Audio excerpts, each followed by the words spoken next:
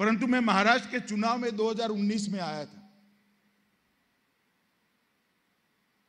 मैं खुद उस वक्त शिवसेना के साथ जो संवाद हुआ मैंने खुद ने किया है, और मैं फिर से आज कहना चाहता हूं कि उस वक्त तय हुआ था कि देवेंद्र फडणवीस के नेतृत्व में चुनाव लड़ा जाएगा और मुख्यमंत्री भारतीय जनता पार्टी।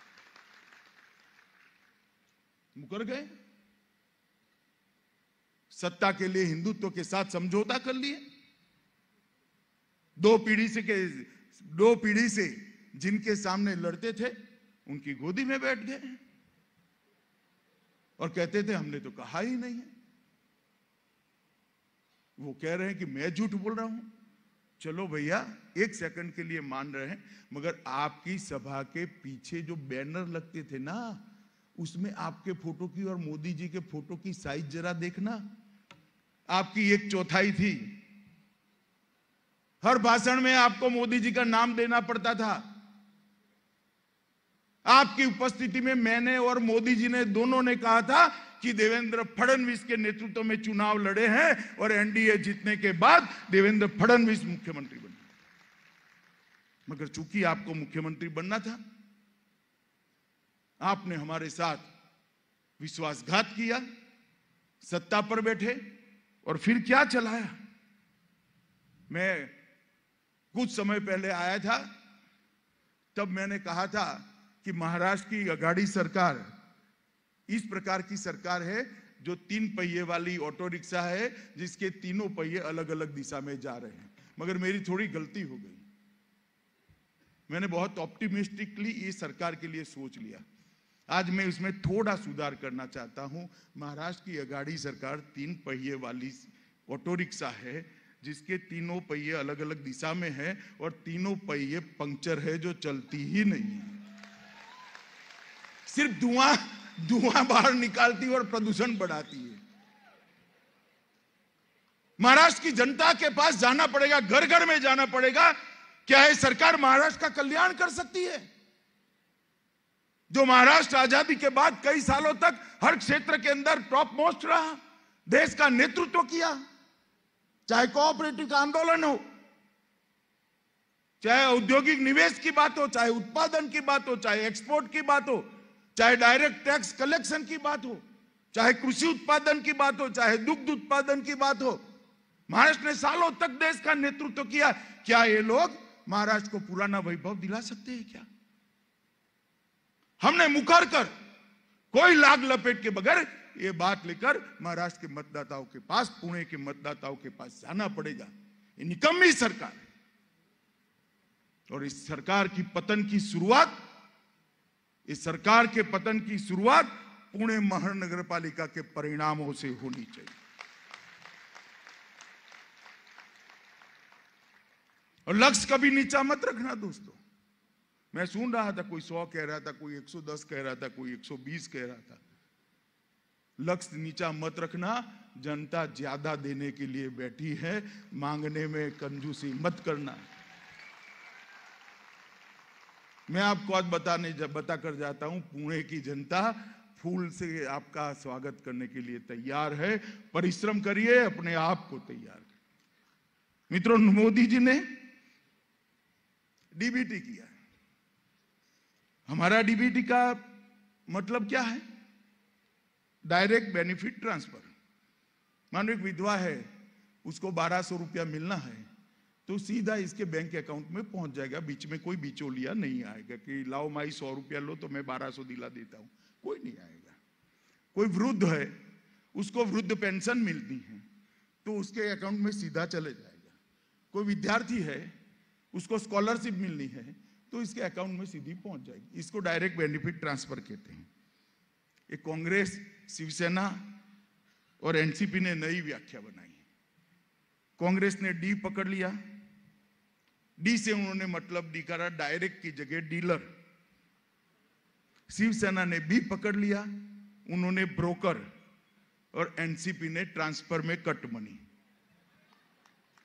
हम डायरेक्ट बेनिफिट ट्रांसफर कहते हैं, ये डीलर, ब्रोकर और ट्रांसफर का बिजनेस कहते हैं। बताइए महाराष्ट्र की जनता को क्या चाहिए? डायरेक्ट बेनिफिट ट्रांसफर चाहिए या डीलर, ब्रोकर और ट्रांसफर इंडस्ट्री चलाने वाली सरकार चाहिए? अरे मुझे कहने से क्या होगा, ये पुणे के मतदाताओं को कहना पड़ेगा। वो तब कह पाओगे जब घर घर ये पुस्तिका लेकर जाओगे, मोदी जी का संदेश लेकर जाओगे, चंद्रकांत दादा और देवेंद्र का संदेश लेकर जाओगे। करोगे क्या? सुनाई नहीं पड़ता अभी भी नहीं सुनाई पड़ता। ये लोकमान्य तिलक की नगरी है।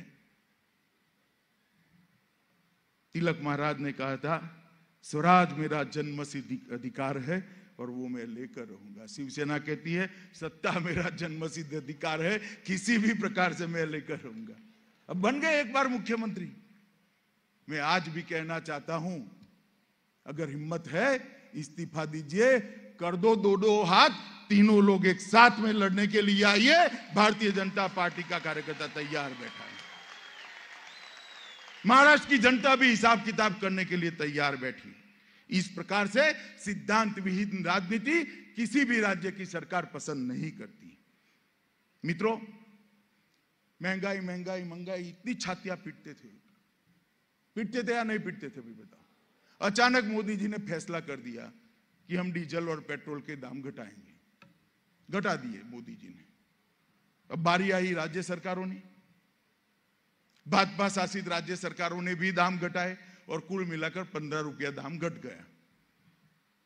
अब इनको लगा थोड़ा सुनने में तकलीफ हुई या क्या हुई, मोदी जी ने अपने राष्ट्र के नाम संदेश में कहा कि भाई केंद्र सरकार ने इतना टैक्स घटाया, इतना पेट्रोल डीजल को सस्ता कराया, अब राज्य सरकार भी थोड़ा करे। भाजपा शासित राज्य सरकार, ओडिशा, काफी सरकारों ने कर दी, बिहार ने भी करा। अब इनको सुनने में कोई गलती हो गई या उस वक्त उसी विचार चलता, इन्होंने दारू सस्ता कर दिया। बोले अरे भाई, दारू नहीं करना था सस्ता, पेट्रोल और डीजल सस्ता करना था। अब इस प्रकार की समझ है तो क्या सकते, आपने कहना पड़ेगा देश भर में पेट्रोल डीजल 15 रुपया सस्ता हुआ, महाराष्ट्र में क्यों नहीं हुआ है? उद्धव ठाकरे सरकार इसका जवाब दे। दारू नहीं चाहिए, महाराष्ट्र की जनता को सस्ता पेट्रोल और डीजल चाहिए। मित्रों, ट्रांसफर के अंदर कमीशन लेने के इतने केस रजिस्टर हुए हैं, बड़े बड़े लोगों को जेल में जाना पड़ा है। मित्रों, ये सरकार के दो ही लक्षण है, राजनीति का अपराधीकरण और वसूली का शासन।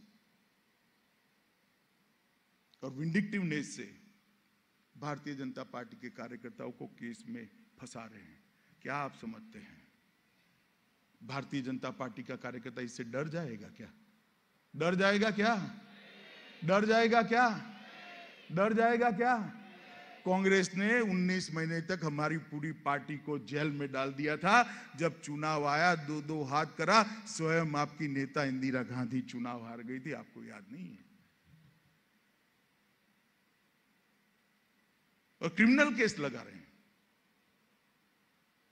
मित्रों, ये सारी जो चीजें हैं, चाहे हमारे साथ 19 के विधानसभा चुनाव के बाद जो विश्वासघात हुआ है, इसका परिमार्जन करना है, चाहे महाराष्ट्र के अंदर से महंगाई दूर करनी है, चाहे महाराष्ट्र के अंदर से भ्रष्टाचार दूर करना है, चाहे रुका पड़ा महाराष्ट्र का विकास उसको द्रुत गति से आगे बढ़ाना है, चाहे महाराष्ट्र को अपना खोया हुआ गौरव वापस देना है, चाहे शिव छत्रपति के सपनों को साकार करना है, ये सारा करना है तो कहीं से विजय की शुरुआत करनी पड़ेगी और मौका पुणे वालों के हाथ में है। मैं कह रहा हूं, मौका पुणे वालों के हाथ में है। अब आप क्या करोगे इस पर निर्भर करता है। मित्रों, मुझे बताओ, महाराष्ट्र के विजय की नींव, मजबूत नींव डालने के लिए पुणे के कार्यकर्ता तैयार है क्या? जोर से बोले, ऐसे नहीं बोलते। पुणे के कार्यकर्ता तैयार है क्या? तैयार है क्या? दोनों हाथ उठाकर बोले, पुणे के कार्यकर्ता तैयार है क्या? संपर्क अभियान को सफल बनाओगे? हर मतदाता का संपर्क करोगे? मोदी जी का संदेश लेकर जाएंगे? मित्रों, ये बहुत बड़ा मौका है पुणे के कार्यकर्ताओं के पास। कभी कभी एक चुनाव से एक ही परिणाम आता है। पुणे म्युनिसिपैलिटी का चुनाव ऐसा है कि जो एक चुनाव में परिश्रम करने से 2 चुनाव के परिणाम आएंगे। विधानसभा का परिणाम भी आपके ही चुनाव से आएंगे।